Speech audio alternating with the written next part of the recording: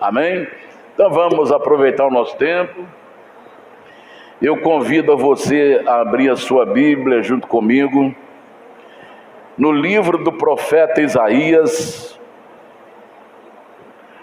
O som está chegando bem para quem está aí atrás, está bem? Está nítido? Está nítido, obrigado. Muito bem, Isaías 53, nós vamos ler o verso 7.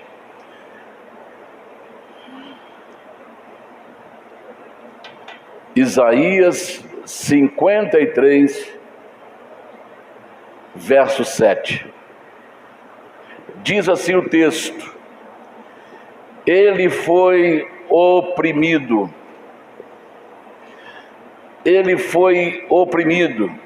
mas não abriu a sua boca.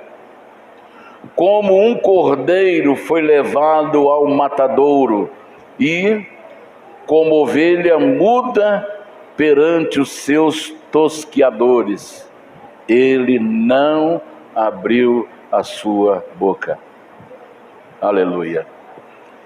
Se você puder, feche os seus olhos. Eu não sei o que você está passando, o que você está enfrentando na sua vida. Eu não sei qual o sonho que você tem para a sua vida. Não sei quais os planos que você tem para o seu futuro. Mas uma coisa é certa: você não veio aqui à toa. Você está aqui porque Deus te trouxe aqui. Deus te trouxe aqui para mostrar uma direção para a sua vida, trazer uma resposta às indagações do seu coração, às interrogações das suas falas, dos seus pensamentos, aquilo que te oprime, aquilo que te faz sofrer, aquilo que te fere, as coisas do passado que te machucam e vai criando dentro de você um ódio, um desejo de vingança, um desejo de acertar as contas.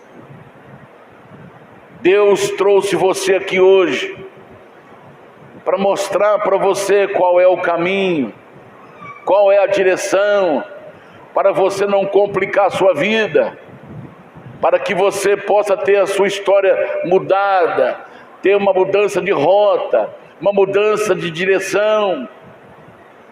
Então peça a Ele: Senhor, fale comigo nesta manhã. Eu te peço em nome do Senhor Jesus. Faça seu pedido. Nosso Deus e nosso Pai, muito obrigado, meu Deus, por estarmos aqui nesta manhã na Tua casa, nesta manhã de celebração. Te louvamos, te exaltamos, porque Tu és Deus e não há outro além de Ti. Pai querido, eu te agradeço pela noite que nós passamos na Tua presença.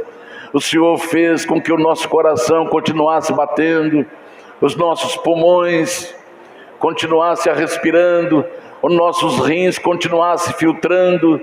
Ó Senhor, as nossas artérias não fossem obstruídas, para que pudéssemos aqui estar.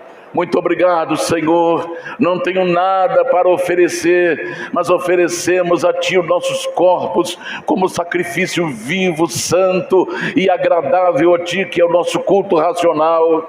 Nós não estamos aqui reunidos para um encontro social, não estamos reunidos aqui, Senhor, para rever os irmãos, mas estamos reunidos aqui, Senhor, para celebrar a Ti, Senhor.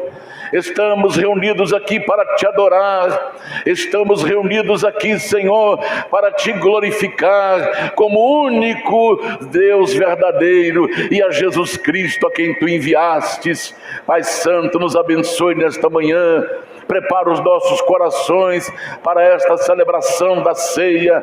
Abençoa os teus filhos, abençoa os pastores, abençoa aqueles que vão nos assistir pelas redes sociais, enquanto a tua palavra é ministrada, que haja cura, que haja transformação, que haja milagres, que haja maravilhas, que o Senhor possa levantar, Senhor, este homem, esta mulher abatida, que o Senhor possa restaurar a saúde desta pessoa, que o Senhor possa abrir o entendimento de cada um e resplandecer a luz do Evangelho de Cristo, que é a imagem de Deus. Senhor, nos abençoe, em nome do Senhor Jesus, para sempre.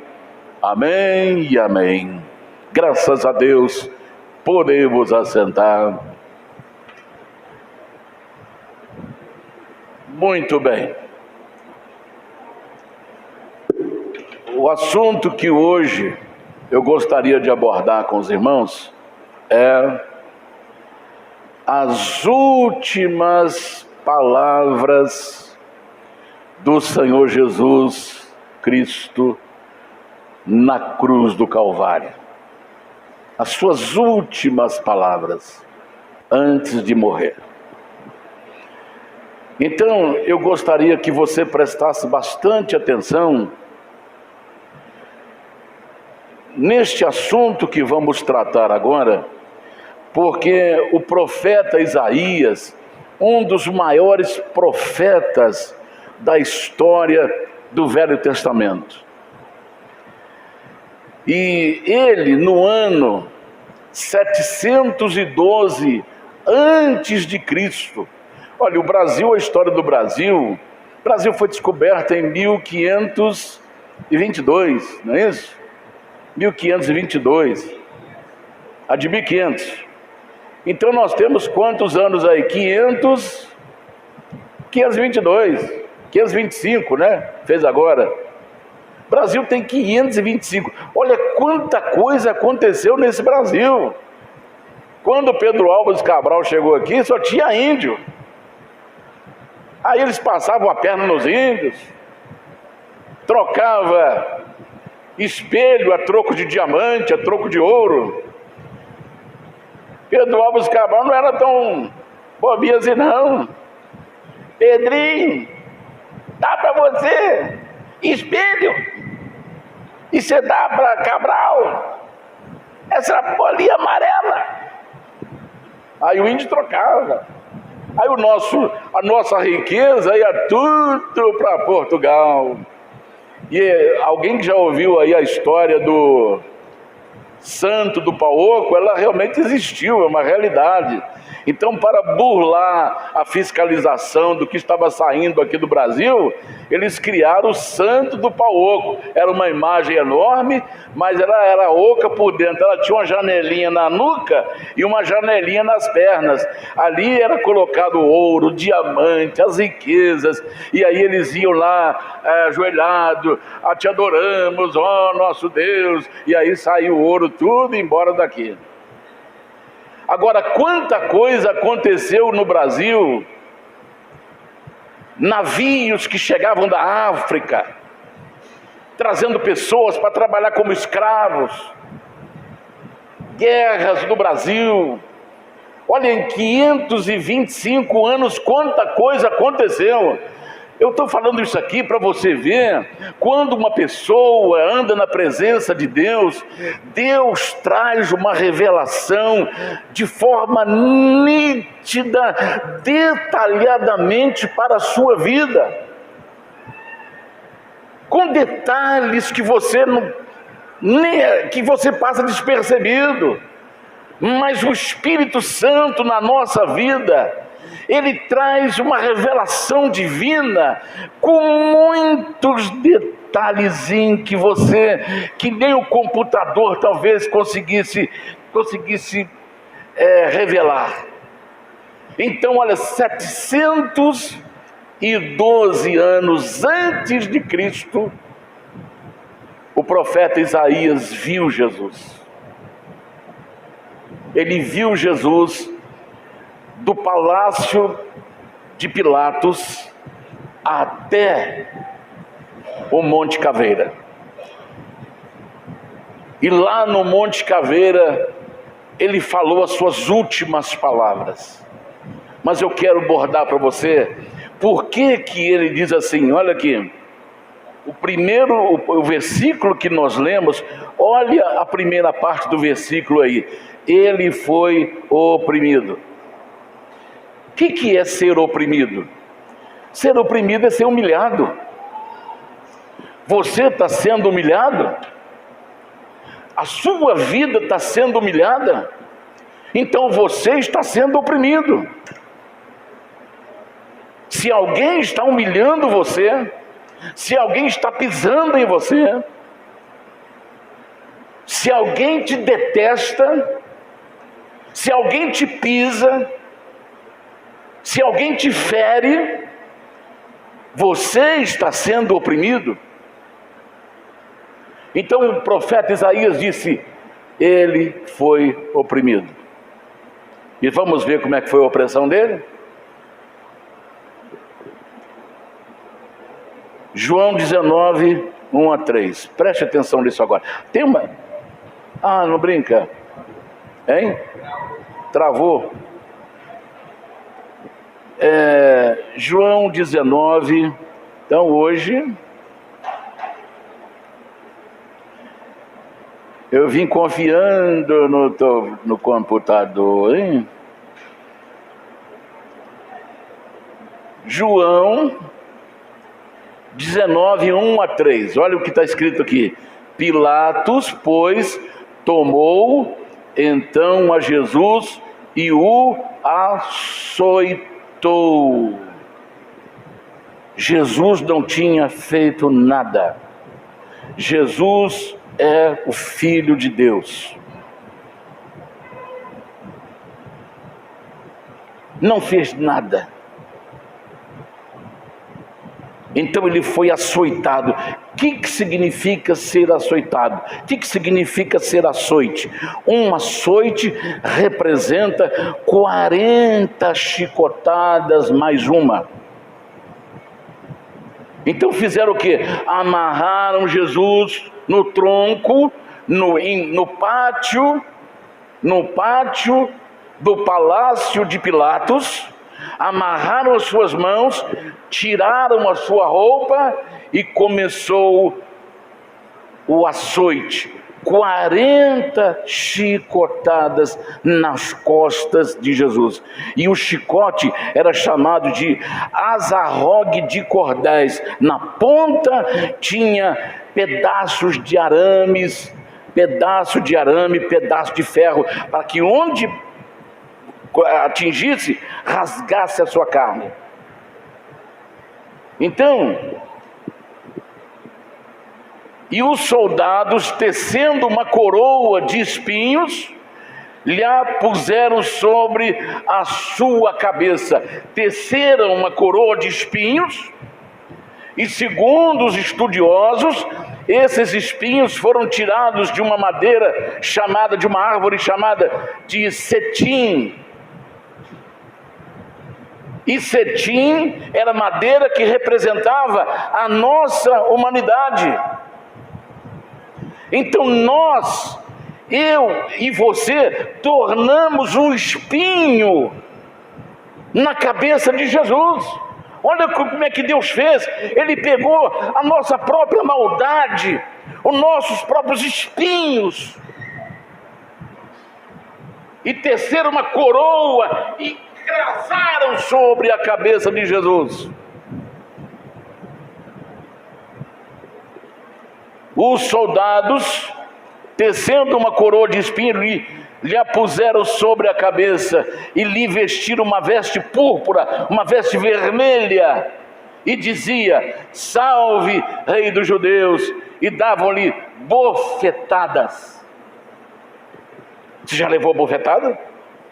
Ninguém dá bofetada no corpo, no peito, nas costas. Bofetada se dá no rosto. E quando alguém bate no rosto de uma pessoa, ele está sendo humilhado ao máximo. Ele está sendo levado ao máximo a sua humilhação. Aí existe aquele ditado: ninguém bate no rosto de ninguém. Ninguém bate no rosto de um homem. Ninguém bate no rosto de uma mulher. Então Jesus, ele levou bofetadas por mim. Ele foi esbofeteado por você, porque eu era um espinho. Você era um espinho que feriu a cabeça de Jesus. E ele foi esbofeteado, humilhado.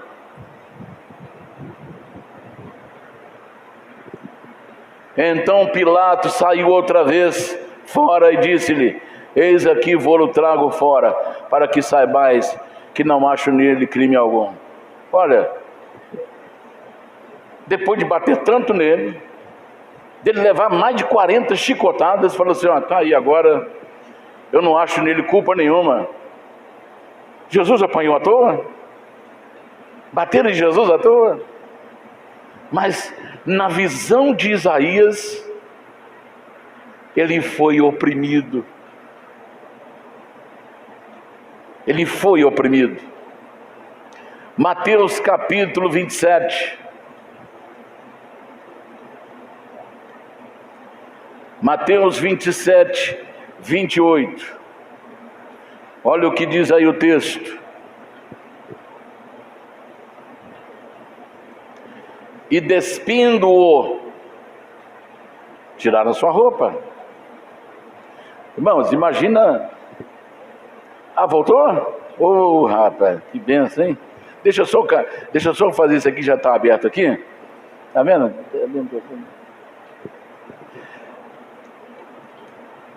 E despindo-o, o cobriram com uma capa vermelha. E tecendo uma coroa de espinho, puseram na sua cabeça e na sua mão direita uma cana. Você não é o rei? Então está aqui o seu bastão de rei, que é uma cana, e pôs na mão dele.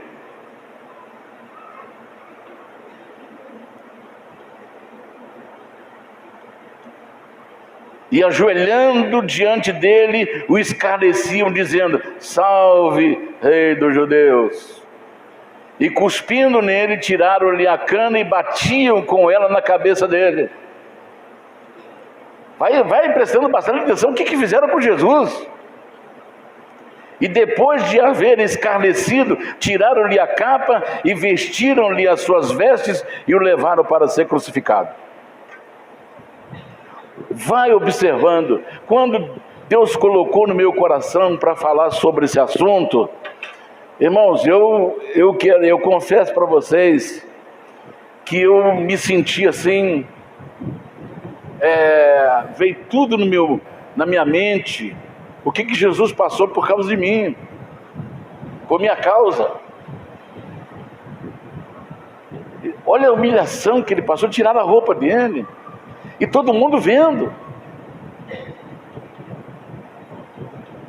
Uma criança, um homem que só quando bebezinho a sua mãe o trocava, porque ele entrou nesse mundo como homem.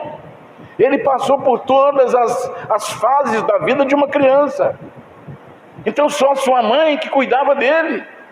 E agora ele é exposto, a sua roupa é tirada e o seu corpo é exposto publicamente. Por mim e por você.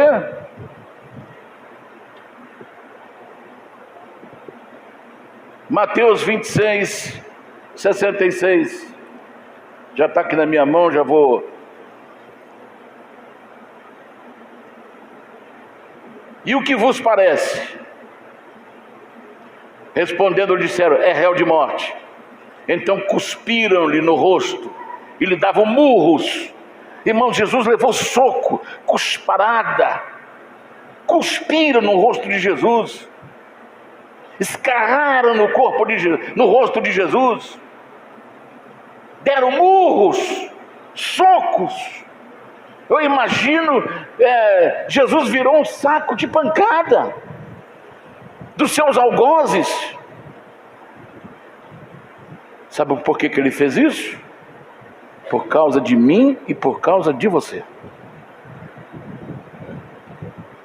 Por causa de mim e por causa de você.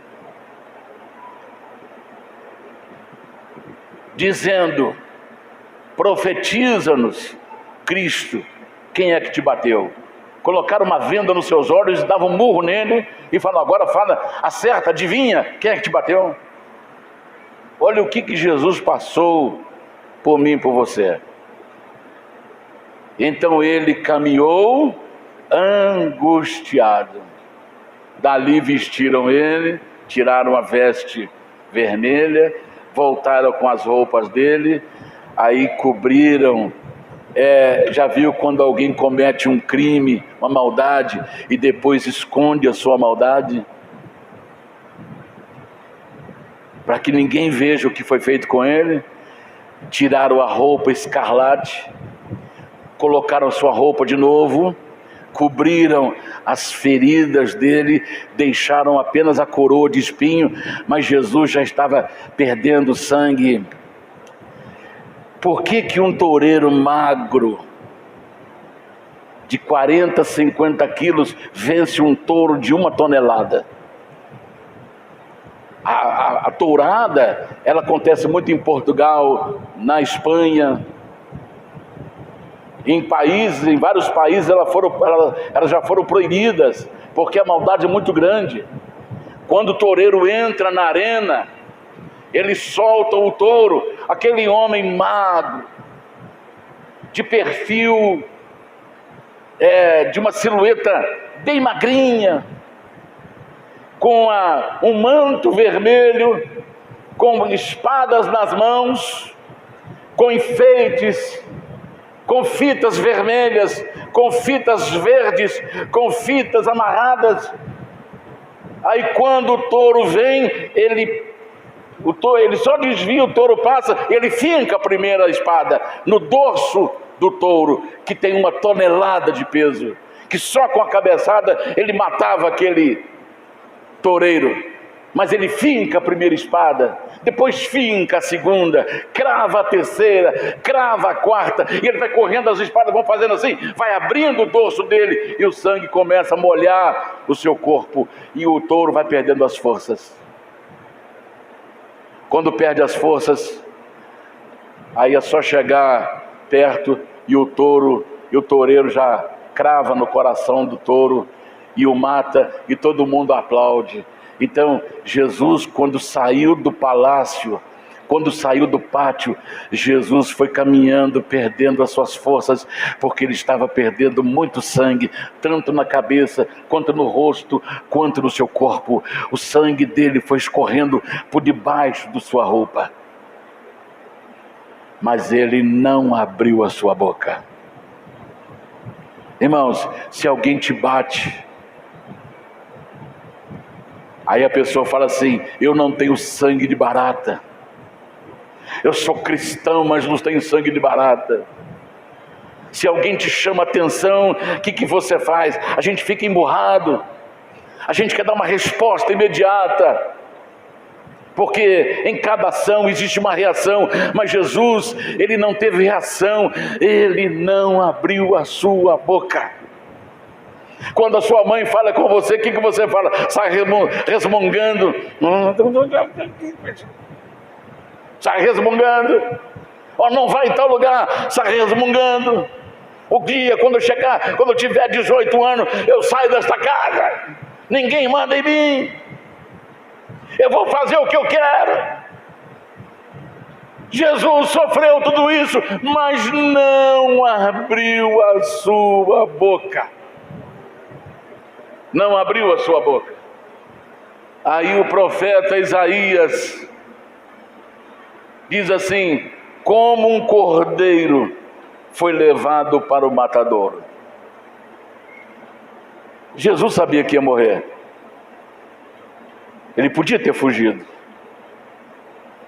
mas mesmo que ele quisesse correr, ele não tinha forças mais. Ele não conseguiu mais levar sua cruz. Aí pegaram um homem que estava vindo do campo, chamado Cirineu, falou: olha, leva a cruz para ele, porque ele não está aguentando mais. Ele punha aquela cruz pesada sobre os ombros e caía. porque não tinha sangue. O sangue é vida. Quando alguém perde sangue, ele perde a vida. Quando perde sangue, ele vai perdendo as forças. Então Jesus não aguentava mais levar sua cruz, mas ele não abriu a sua boca.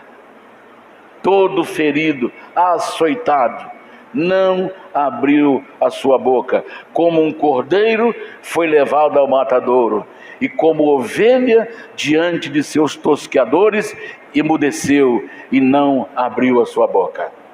Está dando para você entender, irmãos? Jesus é o nosso exemplo. Jesus é o nosso exemplo. Às vezes nós queremos dar uma resposta à altura para alguém que está nos fazendo sofrer. O melhor caminho é o silêncio. Não abra sua boca. Fica no silêncio. Deixa as coisas acontecer, porque Deus vai colocar no momento certo tudo no seu devido lugar. Não abriu a sua boca.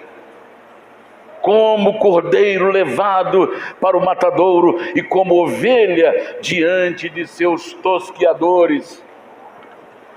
Um dia desse, lá naquela região do sul, eles criam muitas ovelhas no sul. Então eu vi uma ovelha sendo tosqueada. O tosqueador pegava nas duas patas, traseira e dianteira, e virava ela e deitava. Irmãos, a ovelha não esperneava, a ovelha não gritava, não berrava, não reclamava, quietinha, com as patas para cima. Aí ele vinha com a máquina, tosqueando ela, tirando a lã. A lã é a sua vestidura. O sul é um lugar frio, então a lã é a sua proteção. E ela não reclamava, quietinha, com as patas para cima, não reclamava. Olha o que Jesus fez. Estava sugando Jesus, tirando a sua vida, destruindo, humilhando. Ele não abriu a sua boca. Esse é o segredo. Estão pisando em você? Estão machucando você? Estão ameaçando você? Deixa Deus colocar as coisas no seu devido lugar.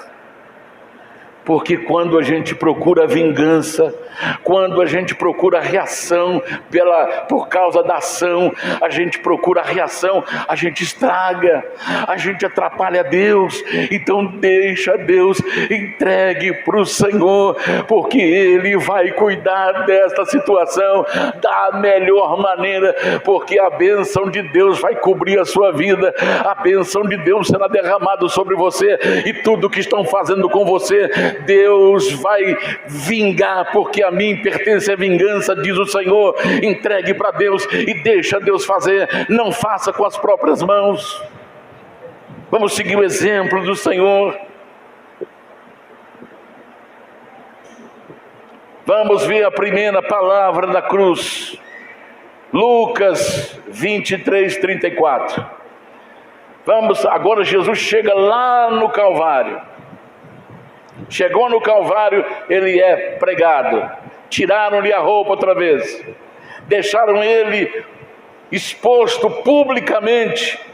Ora, irmãos, qualquer pessoa, ninguém sai na rua com o seu corpo descoberto, porque chama atenção, é uma coisa vergonhosa. Mas tiraram as roupas de Jesus e agora o prega as mãos e prega os seus pés e levanta-o e coloca ele na cruz, onde todo mundo pode ver, com as suas roupas mínimas. Aí Jesus está lá, um ladrão de um lado, outro ladrão de outro. Aí Jesus pronuncia as suas primeiras palavras. Lucas 23:34. E dizia-lhe, Veja bem, ele está pregado, depois de ter passado toda a humilhação, andando nas ruas estreitas de Jerusalém, que é chamada a via da morte, a via do sofrimento. Ele passando gente de um lado e do outro, rindo, zombando. Ele não pôde mais, ele acompanhava, e as pessoas zombando, rindo. Ele foi exposto publicamente, e agora ele é levantado no alto de uma montanha, para que toda Jerusalém pudesse contemplar Jesus Cristo cravado na cruz. Ele olha para os céus e pronuncia as primeiras palavras, dizendo: Pai, perdoa-lhes, porque não sabem o que fazem. Preste atenção nisso agora. Pai, perdoa-lhes, porque não sabem o que fazem. Quando a gente comete um erro, seja com o nosso cônjuge, seja com o nosso filho, seja com um colega de trabalho, seja com um irmão da igreja, a primeira coisa como cristão que a gente faz: olha, irmão, me perdoa, eu fui ignorante com você. Pai, me perdoa, pai, porque eu não fui legal, eu chateei o senhor. Mãe, me perdoa. A pessoa pede perdão, mas aqui ninguém pediu perdão para Jesus. Ele mesmo pediu ao Pai que perdoasse essas pessoas, porque eles não sabem o que fazem. Agora, para quem que Jesus pediu perdão? Primeiro, para aqueles que prenderam ele no Getsêmani. Segundo, para aqueles que o açoitaram, cuspiram no seu rosto, esmurraram, humilharam. Para aqueles que o condenaram, para aqueles que o crucificaram, porque eles não sabiam o que fazem. Preste atenção nisto agora. Quando Jesus pediu perdão ao Pai, ele disse: porque essa palavra, ela tem conjunção, ou seja, ligação com ignorância. A ignorância aqui é: eles não sabem o que fazem. Não é ignorância de ser ignorante. Você fala uma coisa, a pessoa berra, grita, ignorante. Não, é ignorância de falta de conhecimento. Então existe aqui uma conjunção entre porquê e ignorância. Pai, perdoa-lhes, porque eles não sabem o que fazem. É por isso que Jesus deu perdão, porque eles não sabem o que fazem, ou seja, não tinham conhecimento de quem era Jesus. Aí, com isto, muitas pessoas cometem uma série de coisas e diz: Jesus já perdoou a gente lá na cruz. Mas veja bem, ele perdoou aqueles que não sabiam o que faziam. Agora vamos lá, vamos aos que conhecem. Primeiro líder que conhecia, Judas. Judas foi escolhido como apóstolo. Marcos capítulo 6, versículo 7. Judas, ele foi escolhido para ser um dos 12. Chamou assim os 12. Judas era um dos 12. E começou a enviá-los de 2 em 2. E deu-lhes poder sobre os espíritos imundos. Então Judas, ele tinha o poder do Espírito Santo e tinha conhecimento de Jesus. Está dando para você entender? Na cruz, Jesus perdoou quem não tinha conhecimento. Eu creio que uma pessoa, quando parte desse mundo sem conhecimento, a palavra de Deus diz que ele será julgado pela sua própria consciência, pela lei da consciência. A consciência no ser humano é a voz de Deus.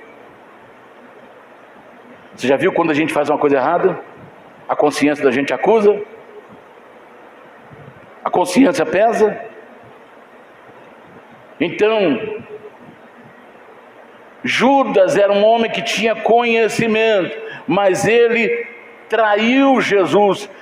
Lucas 22, 47 e 48, ele sendo um dos 12, a traição não vem de pessoas estranhas, a traição vem de pessoas amigas, vem de pessoas que andam com você, vem de pessoas de dentro da sua casa, vem de pessoas de dentro do ministério, vem de pessoas amigas, vem de pessoas colegas de trabalho, vem de pessoas colegas de escola. A traição nunca vem de estranho. Olha o que diz ali: e estando ele ainda a falar, surgiu uma multidão, e um dos 12, que chamava Judas, ia diante dele e chegou a Jesus para o beijar. E Jesus lhe disse: Judas, com um beijo traz o Filho do Homem. Com um beijo. Jesus foi vendido por Judas com 30 moedas de prata, preço de um escravo. Traição. Jesus foi traído por Judas. Mateus 27, 3 a 5. Olha o que gerou a traição em Judas.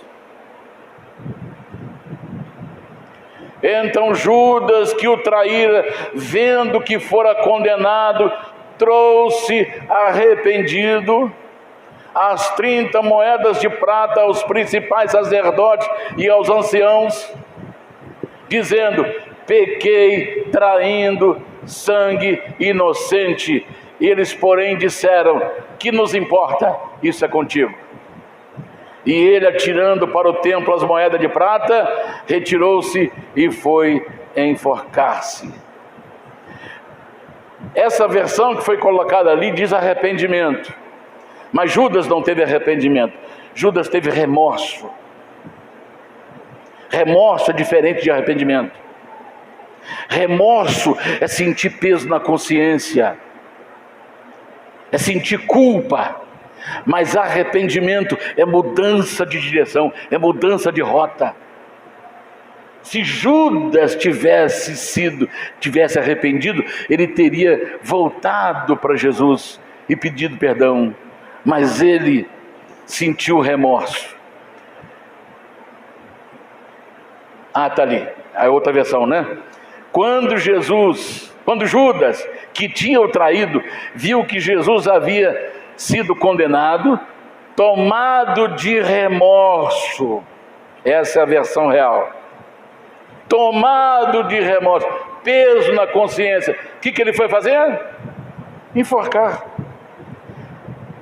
Agora vamos ver o que aconteceu com Judas depois da sua culpa. Atos capítulo 1, 17 e 18. Olha como é que foi a destruição de Judas. Judas conhecia, ele não se arrependeu, ele sentiu remorso.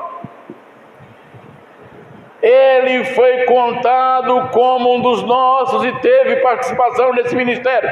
Está falando de Judas. Ora, com o pagamento que recebeu pelo seu pecado, Judas comprou um campo.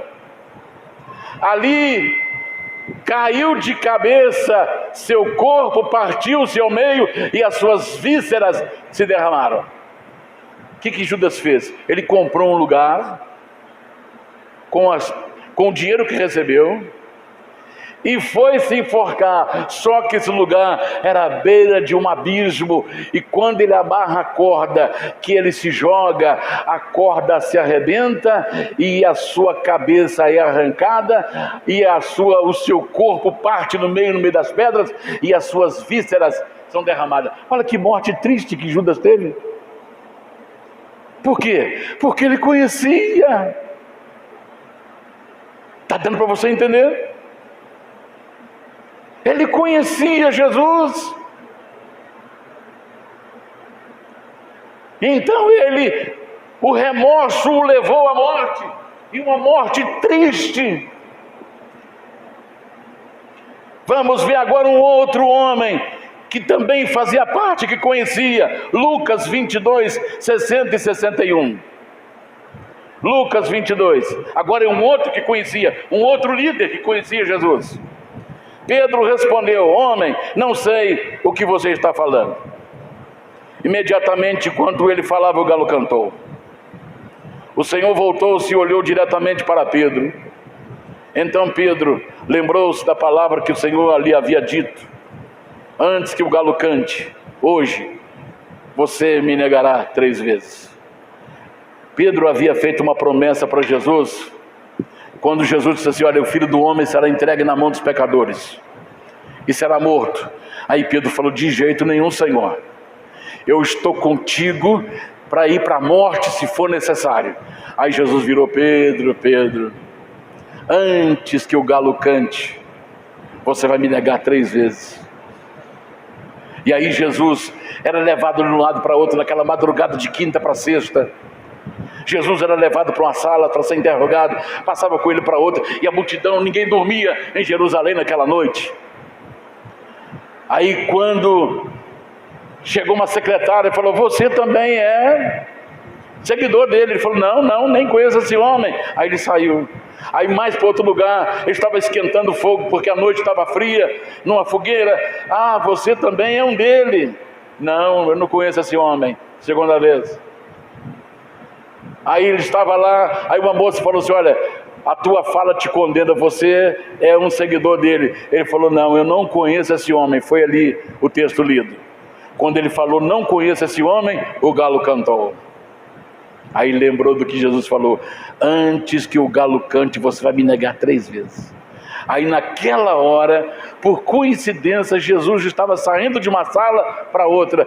Aí Jesus olha bem nos olhos de Pedro: você me traiu, você me negou. Só olhou.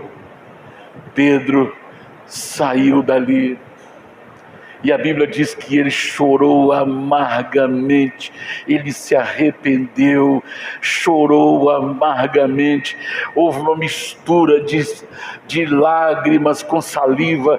Já viu quando você chora, que o seu rosto fica lambuçado de lágrimas, a boca salivando, aquela mistura de saliva com lágrimas, a sua boca fica amarga. A Bíblia diz que Pedro chorou amargamente, arrependido por ter negado Jesus.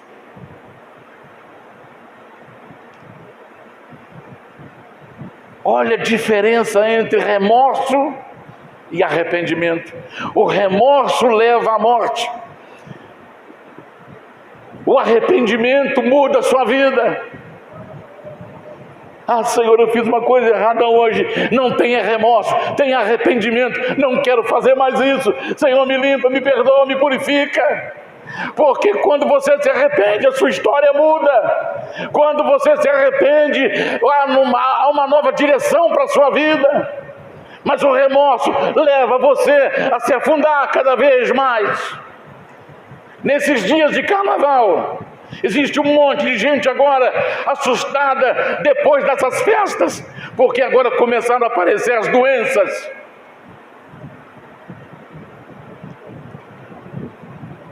Tem pessoas que vão passar o resto da vida tomando coquetel, porque sofreram uma agulhada de doença que ele não sabe, que foi colocada na seringa.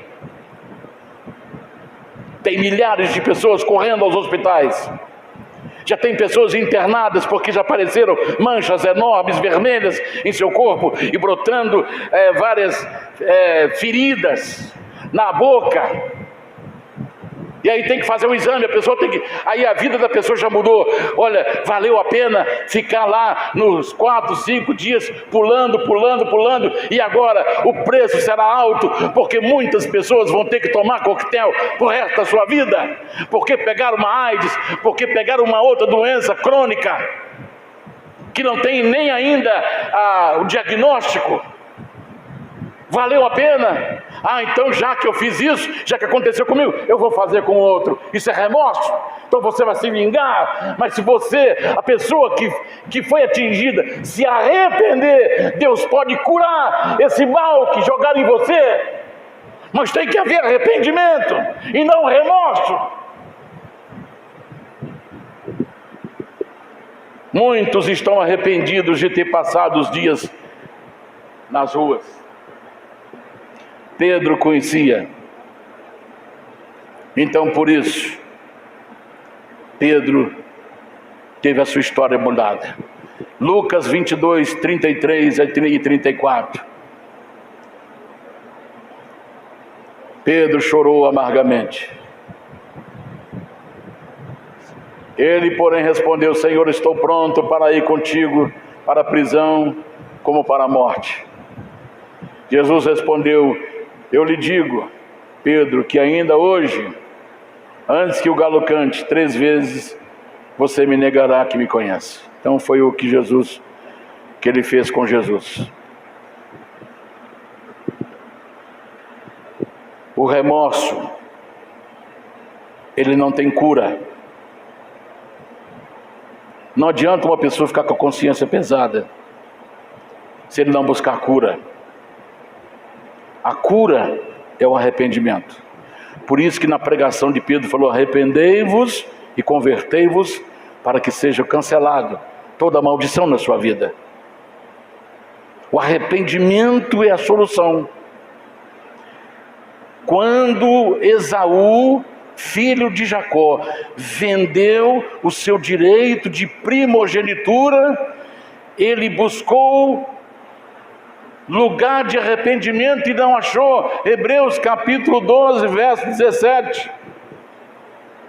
Hebreus 12, 17. Diz o texto: como vocês sabem, ele foi rejeitado posteriormente quando quis herdar essa bênção, porque não encontrou lugar para arrependimento, embora o buscasse com lágrimas. Ele vendeu o direito dele a troco de um prato de lentilhas. Davi, quando pecou, Natã foi encontrá-lo. Segundo Samuel capítulo 12, 13 e 14. Olha o que diz o texto. Então Davi disse a Natã: pequei contra o Senhor. Natã respondeu: o Senhor perdoou o seu pecado, você não morrerá. Entretanto, uma vez com que esse ato insultou o Senhor, o seu filho que acaba de nascer morrerá. Depois que Natã foi para casa, o Senhor fez adoecer gravemente o filho que a mulher de Urias dera a Davi. Só até aí? Obrigado. Então, Davi buscou perdão do ato que ele tinha cometido, um adultério e um homicídio. Deus o perdoou, mas as consequências vieram porque Deus falou: olha, o que você fez deu munição para os inimigos falarem mal do meu caminho, da minha palavra. Então, irmãos, toda vez que nós vamos fazer uma coisa que vai comprometer o reino de Deus, nós temos que ver que isso é munição que está dando para o inimigo de Deus. Olha lá, olha o que ele fez, olha o que ela fez, olha o que ela está fazendo, olha o que ele está fazendo. Está dando munição para o inimigo. Então a espada, Deus falou assim: olha, como você deu munição para o inimigo, a espada não afastará da tua casa. E Davi nunca mais teve paz em casa. Seus filhos brigaram, seus filhos cometeram assassinato, mataram o próprio irmão, violaram a própria irmã. Absalão tentou tirar Davi do seu trono. Então houve uma destruição na vida da família de Davi. Por quê? Por causa da sua falha, do seu pecado. Porque ele conhecia o arrependimento muda a pessoa. Então, olha o que é importante, o que é a palavra de Deus. Paulo, ele recomenda a Timóteo ter cuidado com um homem chamado Alexandre o Latoeiro, um cristão primitivo, mais herético.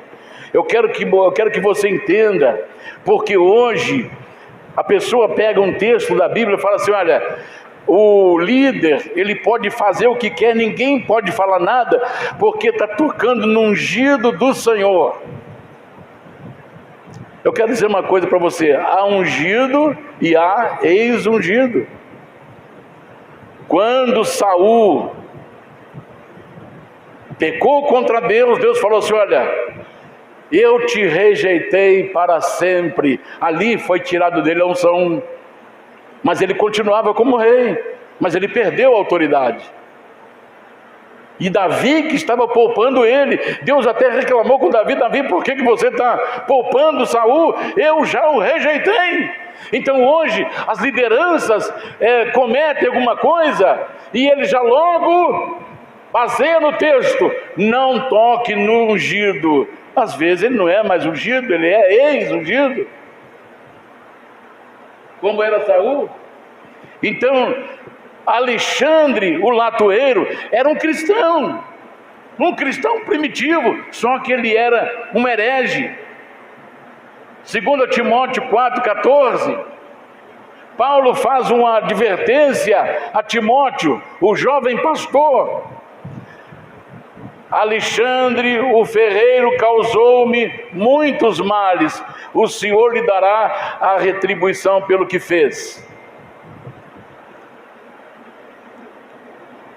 2 Timóteo 4,14, muito bem. 1 Timóteo capítulo 1, verso 20.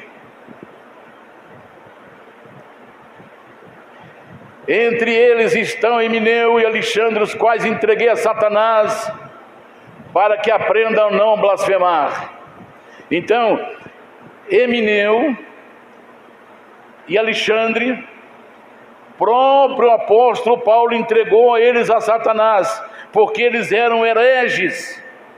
E Paulo recomenda a Timóteo: tenha cuidado com Alexandre, porque ele me fez muito mal, ou muitos males. Então, irmãos, Paulo está alertando. Se fosse hoje, o que acontece quando um líder é exposto hoje? A primeira coisa que ele faz: vou te processar. Não há arrependimento, não há remorso. Vou te processar.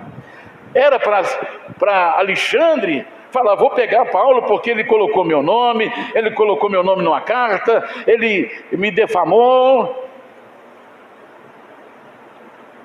Mas Paulo entregou esse homem para Satanás, porque ele fez muitos males para Paulo e para o reino de Deus. É o que acontece hoje. Muitas pessoas fazem barbaridades, mas querem se esconder atrás de uma capa, de um título de pastor. A Bíblia diz que eles são irreconciliáveis, ou seja, essas pessoas não admitem que alguém o confronta com seus pecados. Ninguém consegue chegar até elas. São impenitentes, não mostram arrependimento, persistem nos seus erros, são reincidentes. Agora um alerta: estas são para elas que não existe mais perdão. Esses para eles não existe mais perdão. Hebreus capítulo 6, verso 4 até o verso 6. Vamos ler e vamos partir para o encerramento. Ora, com respeito àqueles que uma vez iluminados, os que conheceram, que tiveram uma experiência com Deus, foram iluminados pelo Espírito Santo, provaram o dom celestial, tornaram-se participantes do Espírito Santo, experimentaram a bondade da palavra de Deus e os poderes do que há de vir, mas caíram. É impossível que sejam conduzidos novamente ao arrependimento, pois estão crucificando para si mesmos o Filho de Deus, sujeitando-o à desonra pública ou vitupério, que é vergonha. Então, irmãos, a pessoa que conhece a palavra e volta, teve uma experiência com Deus. Eu quero dizer uma coisa para você: tem muitos no reino de Deus que se batizaram, mas se batizaram por emoção, se batizaram, mas não tiveram experiência com Deus. Eu sei que tem muita gente aqui que da sua família pode ter acontecido isso. Pastor, meu filho batizou, mas não está firme. Ele batizou por emoção, ele batizou, mas não tinha uma experiência, ele não provou ainda do Espírito Santo, não tinha experimentado ainda, e por isso ele está afastado. Essa palavra não é para ele, a palavra aqui é para quem experimentou o dom celestial, experimentou a presença do Espírito Santo na sua vida, nasceu de novo, teve uma experiência com Deus, e agora ele volta outra vez, como diz um adágio: a porca lavada volta ao esponjadouro de lama, e o cachorro, a cadela, o cão, volta ao seu próprio vômito. Para essa pessoa já não há mais, é o pecado sem perdão. Isso é um alerta para mim, é um alerta para você, um alerta para nós, porque hoje o inimigo está escondendo isso de você, para que você seja levado com a multidão, porque não tem problema. Perguntaram a um pastor em pleno carnaval: pastor, carnaval é do diabo? Ele falou: de jeito nenhum, carnaval é do povo, carnaval é de Deus. Você vai seguir isto? Carnaval é festa da carne. Eu nunca vi um carnaval com tanta pessoas possuída pelo demônio. As pessoas andando assim, o demônio pegava ela em plena avenida.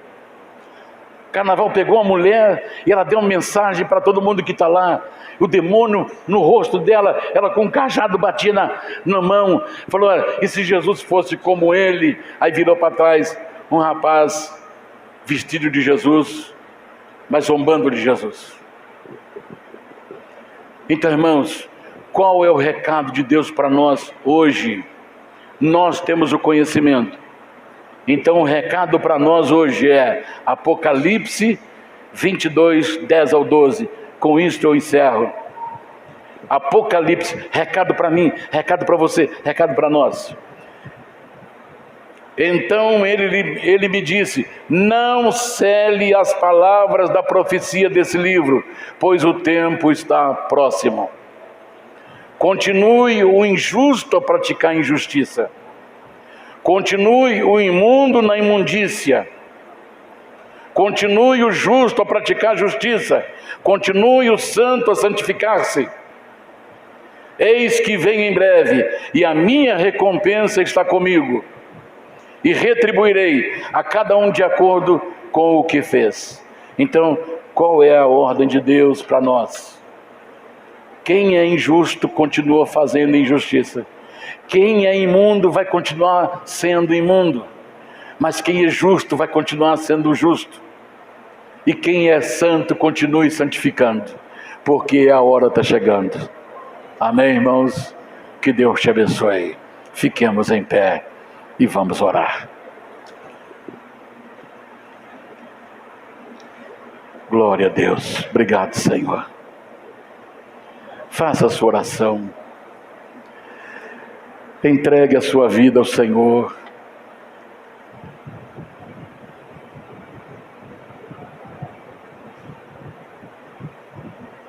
Entregue a sua vida ao Senhor. Feche os seus olhos. Senhor, muito obrigado pelo que o Senhor fez por nós. O Senhor sofreu humilhações. O Senhor sofreu, Senhor, naquela cruz. Mas o Senhor deu a sua vida para nos salvar. Eu te apresento esse teu filho agora, Senhor, que está pedindo a bênção sobre a sua vida. Faça a sua oração. Peça ao Senhor que derrame sobre você o Espírito Santo. porque quem é santo, santifique-se mais. Quem é justo, continue praticando a injustiça, porque o mundo vai de mal a pior. O injusto vai continuar fazendo injustiça cada vez mais, e o imundo cada vez mais será imundo. Mas Jesus virá e dará recompensa para cada um segundo as suas obras. Obrigado, Senhor. Faça a sua oração, entregue a sua vida para Jesus. Obrigado, Senhor, porque a tua primeira palavra na cruz: Pai, perdoa-lhes porque não sabem o que faz. O Senhor perdoou os ignorantes, o Senhor perdoou aqueles que não te conheciam, mas nós, Senhor, que conhecemos a Ti, Senhor, Pai Santo, muito obrigado. Perdoe as nossas fraquezas, perdoe as nossas faltas e nos abençoe neste momento especial em que estaremos participando da ceia do Senhor. Que o Teu Espírito possa nos encher, Senhor, nesta manhã, e que a Tua glória, Senhor, seja derramada sobre as nossas vidas nesta manhã. Oh, glória a Deus. Faça, irmão, a sua oração. Aleluia. Me encha do Espírito Santo. Me encha do Espírito Santo, Senhor. Encha, meu Deus, os pastores. Encha, Senhor, os irmãos que aqui estão. Senhor, toque nesta vida agora, Senhor. Abençoe este homem, esta mulher, esse rapaz, esta moça, e derrame sobre cada um a Tua graça, a Tua bênção, e manifesta, meu Deus, o poder do Espírito Santo. Encha, Senhor, cure aquele que está doente agora. Manifesta, Senhor, a Tua glória, porque pelas Suas feridas nós fomos sarados. Ó Senhor da glória, abençoe aqueles agora que estão orando conosco na sua casa, pelas redes sociais. Toque neles agora, cure a sua enfermidade, porque o Senhor levou sobre si as nossas dores, e pelas suas feridas nós fomos sarados. Cure essa enfermidade agora e abençoe o Teu povo, em nome do Senhor Jesus, para sempre. Aleluia. Permaneça com seus olhos fechados.